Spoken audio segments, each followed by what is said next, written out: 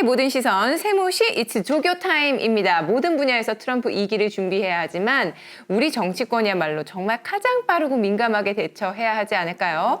자, 우리 백지원 조교님, 아까 교수님도 잠깐 얘기를 해주셨지만 만약 트럼프 당선인과 김정은 위원장이 직접 대화를 하면서 우리 정부가 패싱이 될지도 모른다. 이런 우려에 대해서 어떻게 보세요?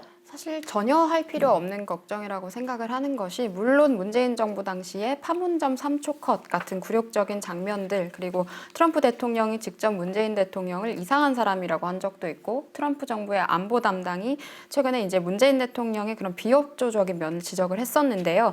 한미연합훈련 정보를 당시에 문재인 정부가 중국에게 미리 유출했던 정황도 지금 밝혀져서 논란이 되고 있습니다. 그런데 저는 오히려 트럼프 2기 정부가 훨씬 안정적인 모습으로 우리 정부와 시너지 효과를 낼 수도 있겠다라는 생각을 하는데요. 지금 기존 미국 대통령들은 이제 당선 이후에 일본에 먼저 전화를 하고 한국 대통령에게 전화를 했었는데, 이번에 트럼프 대통령은 일본 총리보다 이제 윤석열 대통령에게 먼저 전화를 했었습니다. 그리고 우리 정부의 입장이 대북 기조를 보면 한 번도 대화를 하지 않겠다고 한 적이 없습니다. 윤석열 대통령도 늘 대화를 하겠다라고 이야기를 했고, 지난 11월 17일에 김영호 통일부 장관이 북한은 서울을 거치지 않고는 워싱턴으로 갈 수 없을 것이다, 이런 이야기를 하기도 했었는데요. 또 여러 산업적인 면에서 이제 트럼프 대통령이 구체적인 협력 요청을 윤석열 대통령에게 하기도 했습니다. 뭐 조선업이라든지 특히 중공업 분야에 대해서 이야기를 했는데, 이런 부분에 있어서는 이런 정책 전환 기조가 우리 정부에게도 우리 산업을 살리는데도 큰 기회가 될 수 있을 거라고 생각을 하고 있고요. 또 굳건한 한미동맹이 이전 정부보다는 훨씬 좋은 양상을 보이고 있기 때문에 그런 3초 컷 같은 굴욕이 재현될 일은 없을 거라고 생각을 합니다. 어때요? 우리 한진희 네. 조교님? 전 정부에 대한 자꾸 탓 이런 연구를 외우는 건 이제 그만했으면 좋겠다는 생각이 네. 들고요. 진짜 지금 이제 문이 다 어쨌든 간에 떴어요. 현 정부가 지금 임기 반환점을 넘어선 와중에도 계속 전 정부 얘기를 하시니까 좀 안타깝다는 말씀을 좀 드리고 싶습니다. 네. 그리고 이제 트럼프 당선을 예견하고 나서 골프 외교를 위해서 8년 만에 골프채를 잡았다는 윤석열 대통령이시지 않습니까? 근데 사실 골프채는커녕 말 한 번 주도적으로 섞기 어려울 수도 있다라는 지적이 나온다는 걸 좀 아셨으면 좋겠고요.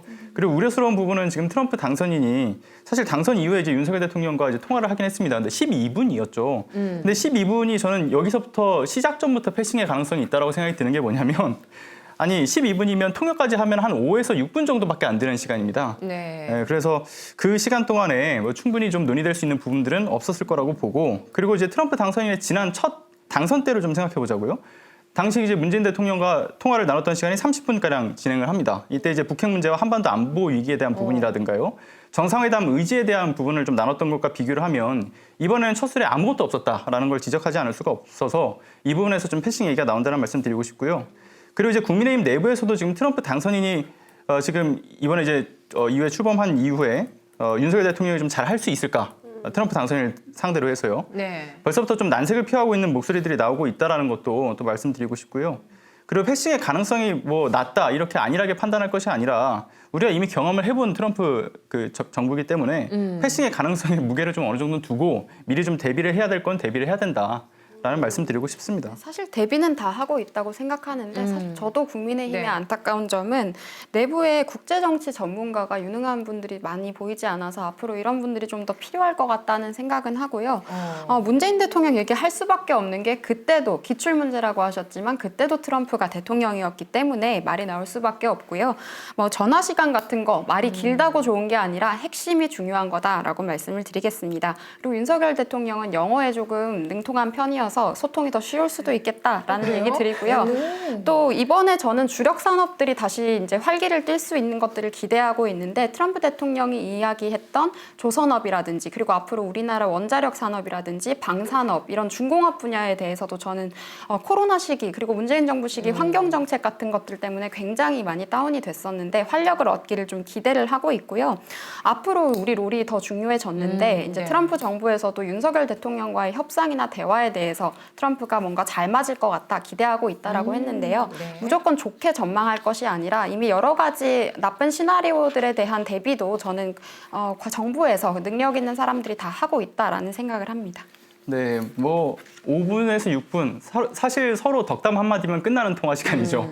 이 안에서 어떻게 핵심적인 이야기가 나올 수 있는지는 참 이해하기 좀 어렵고요. 그리고 이제 트럼프 이기는 좀 더 노골적인 어떤 거래적 동맹관을 이제 지향을 하게 될 텐데 우리가 좀 지렛대를 좀 갖기는커녕 미국 우선주의에 좀 방어에도 급급할 거라는 예측마저 지금 계속 나오고 있지 않습니까? 북한이 또 미국과 직거래를 원해도 이제 미국이 그간은 또 응하지 않았던 부분들은 있긴 하지만 네. 그 배경에는 우리 정부가 이 강력한 반대가 영향을 미쳤던 것인데 트럼프 이계에서는 좀 대화를 시도하는 쪽이 어쨌든 미국이 주도적으로 가져갈 것이고 윤석열 정부가 과연 반대의 목소리를 제대로 낼 수 있는가 이에 대해서 또 낸다고 하더라도 트럼프 당선인이 또 이거를 먹혀들지 당선인에게 그것도 좀 의문이고요.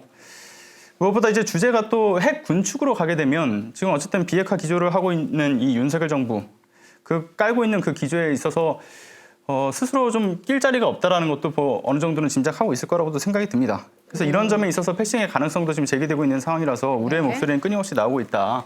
네, 라는 말씀 드리고 싶네요. 윤석열 대통령의 스타일은 오히려 좀 사리지 않는 면이 좀 문제다라고 지적이 되는 부분이 있는데 사실 이번에 G20 정상회견 무대에서 러시아 수장의 면전에 대고 북한군의 협력에 대해서 강력한 어조로 비판을 했고요. 이어서 일본 총리 그리고 미국의 바이든 대통령이 힘을 실어주면서 한미일 협력 관계를 조금 더 확실하게 보여준 측면이 있어가지고 전 앞으로 주도적인 외교에 대해서는 이전 정부만큼 못할 리는 없기 때문에 기대해봐도 좋을 것 같습니다.